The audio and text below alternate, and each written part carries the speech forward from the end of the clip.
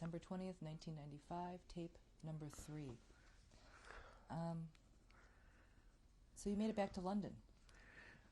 Then we went back to London, and the first night Hannah slept in the girls' home where all were prostitutes and all that. And they kept looking at Hannah's underwear and all that, and they would have liked to take it. I was in the Rautenhaus. House. The Rautenhaus House is a home for drunks. It looks like a prison. You go up spiral stairs, and when I went in there, I had to move one who was so drunk. I just pushed him aside with a foot. Another one was laying right across the staircase. I just stepped over him and till I got to my bunk. The bunks were clean, very clean, because they were kept clean by civilians. But it was full with drunks, that building. And so I slept the whole night, and the next morning I woke up and I picked Hannah up. I thought, let's go back to the Bloomsbury and see if we can't find somewhere to stay. And we did. There came an old Russian Jewish couple. And he said, are you looking for lodging? I said, yes, we are. So he said, I said, but I need 2 rooms, because we were not married yet. And in those days, you didn't do these things. So he said, yes, I've got one on 2nd floor and one up in the attic, a small one. I said, that is enough what I need. I only need mine for sleeping, otherwise I stay here anyhow. So that is what we did. We went to his house and we stayed in there. They're nice old Jewish people, you know.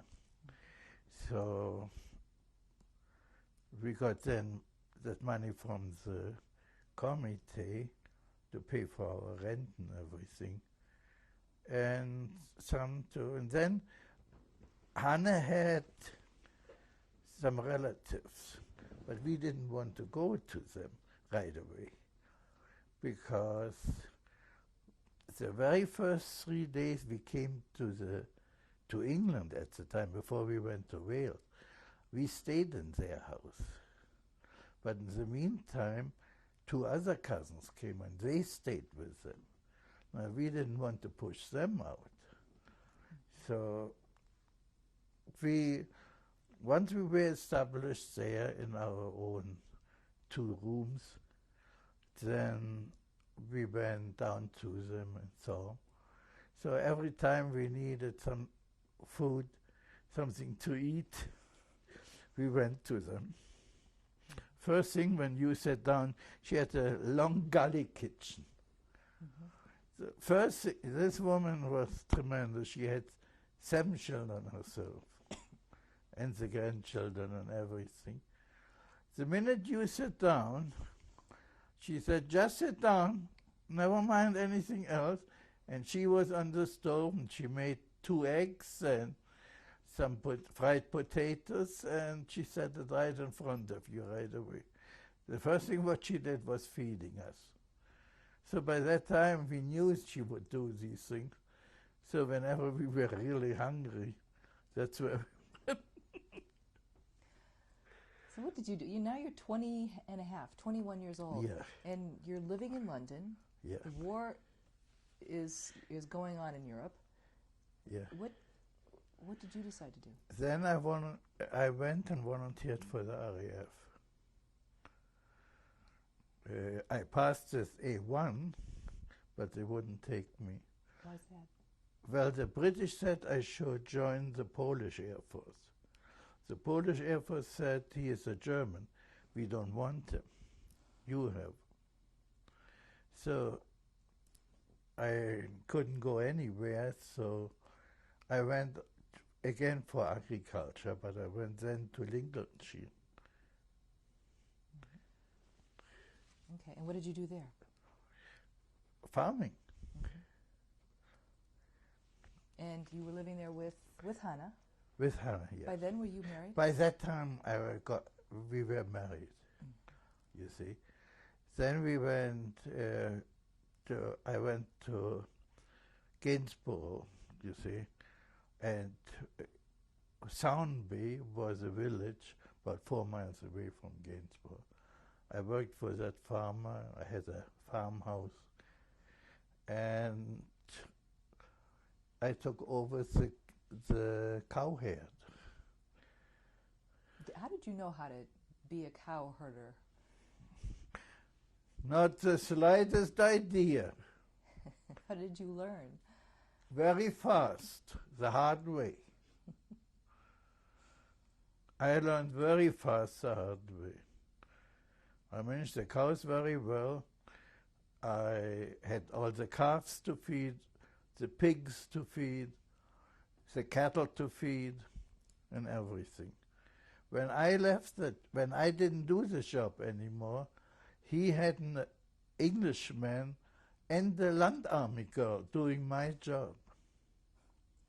And I went, besides this, I went for 3-4 hours out in the field, hoeing and all that stuff. I was a hard worker. That's the one thing about German education. You learn how to work. Now, where did you go after the farm? So then I got interned in between.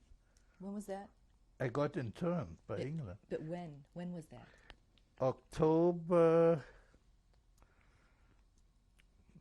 July 49 till October 49. And end of October 49. 49? Yeah. Or 39? 49. 49. Oh, no, 39. 39. You are right. And how did they find you and where did they put you? Well, England had naturally we were all registered, you see. Now, in our county, we were 17 guys and girls. So, and I happened to be a very good friend of the police sergeant there. We went and played darts together in teams and all of that. And that morning when he had to arrest us, he came to our house, or rather he met me on the street. I lived by that time in the next village already. And I went to the farm to milk the cows. So he met us and he said, "Fred, you better don't go any further. I've got to come to arrest you. But go home and say goodbye to your wife. And then I will be there in an hour." That's how the arresting went there. I will be there in about an hour. So I went home and I called the farm, of course, and told them I can't come. And I said to Hannah, I have got to go. So she said, "I know you have got to go." I said, "I'm not going milking the cows. I have to go. I'm arrested as an alien." So so I said goodbye to her and everything, and then he came. He said, "There are 2 weeks I can do it. You're 21, but I have got a 16-year-old boy. Now you are 16 refugees here." They gave me a list, 15 to arrest. So either I can leave the kid here and take you, or I leave you here as the only married guy and take the kid. I said, you leave the kid here and I'm going. And so they arrested me, and I went to first to, it was in Redford. No, it wasn't Redford. It was Coventry or somewhere. And to the police. And the farmer's wife, of course, right away started trying to get me out. On the trip which I made from Nuneaton up to York, they were always behind me in the car. And she tried to get me out very hard. So I had a pretty good time in the camp because I was 3 days on the racecourse York. Then they took us to the Isle of Man, and I was in Peel, Isle of Man. I had a room all to myself there, which rented out in peace times for £21 a day. It was a nice little room, right over the harbor.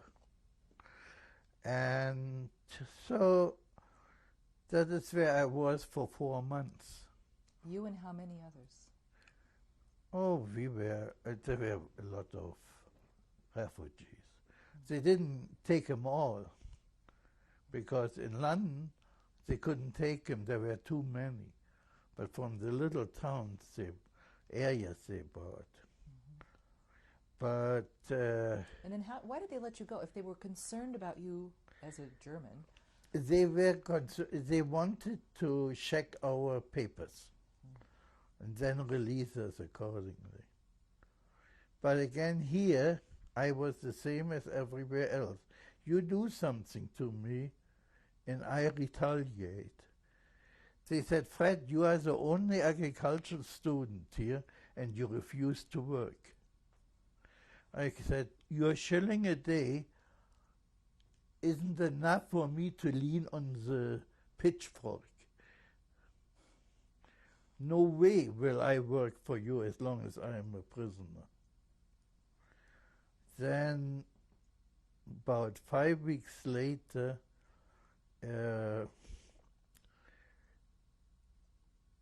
he was in the military already pretty high up, and he made a speech. He wanted us to join the Pioneer Corps. Who was he? He was lieutenant,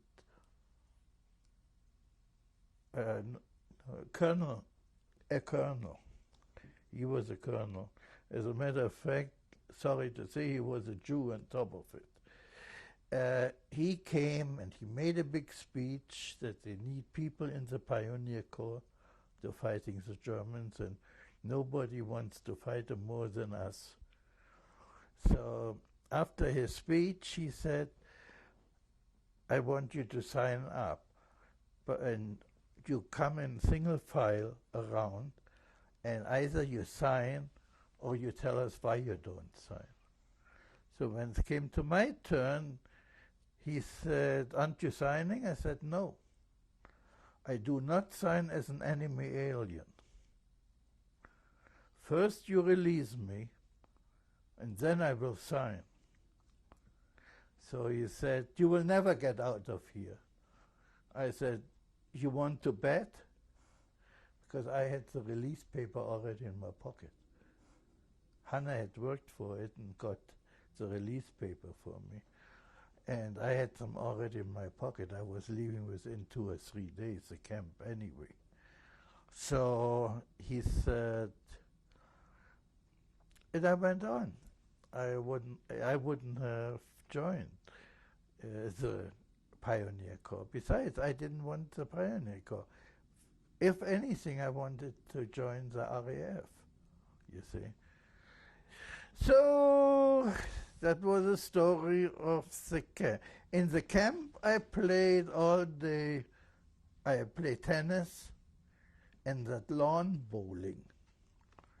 That was my job. And then I learned agriculture in the camp. A friend of mine who in Germany was a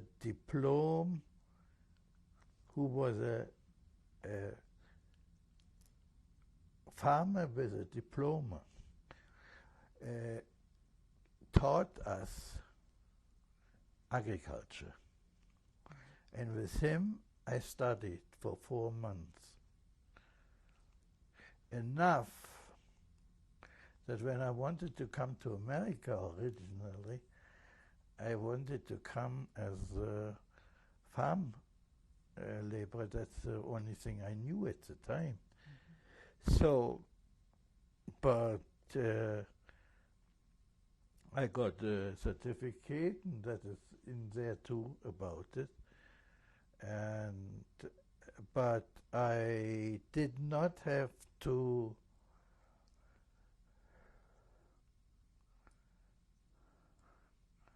what did I want to say? Slipped my mind. That's okay. Now tell me, you've gone after the internment, and you go back to Honolulu. After the internment, I went back again to the village where I was. And then now in London and worked there. And England's in the war now. What was life like while you were working and you're beginning a family too? I did not feel any animosity against me anymore. Only this one farmer, the wife, she was a woman farmer. She hated me. Personally speaking, she hated me because when I first came there, she asked me to come to her bedroom to go to bed with her. And I was married at the time 4 months. I didn't need her. I didn't need that old bitch when I had a young wife. So, and she hated me always. Then at some point you went back to London, did you? Or what did you do? No, we never went back to London. On visit, yes, but not. I stayed there then. How long did I was 3 years. Then the War Agricultural Committee came, and I worked for them out of Nuneaton. I drove our headquarters was in Woolwich, Warwickshire, and I drove every morning. I rode my bike every morning, especially when my motorbike conked out. And I did all the plowing for farmers around. I plowed and drilled and harrowed and everything. I did all the work for these people. All right. And I did okay. Then a friend of mine from Nuneaton, he worked for Courtaulds Limited. Courtaulds Limited is a spinning company. They made nylon and Bamberg silk and all that. And he got me a job with him. So in the viscose division, not in the spinning division, in the viscose division. That is a division which makes out of the paper pulp, it's liquid yarn. And I was most of the time in charge of the basements there, making that yarn. And I was pretty good. And one day I got a special job on the machine. They wanted me to go to Australia to take over a factory for them. But they didn't tell me that ahead of time. In the meantime, I had my papers going here for America, and when that came, I came to the States instead. What year was it that they wanted to send you to Australia? In 1949. What was it like when the war, and you're living in England, and the war ends, and you haven't heard from your family? We have and haven't heard. I found some notification through the Red Cross where we did hear some, but we didn't know what happened. Besides this, by that time we knew my parents were dead because my aunt, who was Gentile, saw them before they left Kloster Grosau, their last camp, when they went to Auschwitz. And going to Auschwitz, for people at their age, we knew what it meant. They went straight from the railroad cars into the gas chambers. How did you know that in England? By that time it was open knowledge already. Only people who didn't want to know it didn't know. Okay. And why did you decide to come to the United States as opposed to anything else? We felt that our children will have a better chance of life here. I love England. I love England to this day. But I couldn't live there. Why is that? They're too slow. If they had a bottle of beer,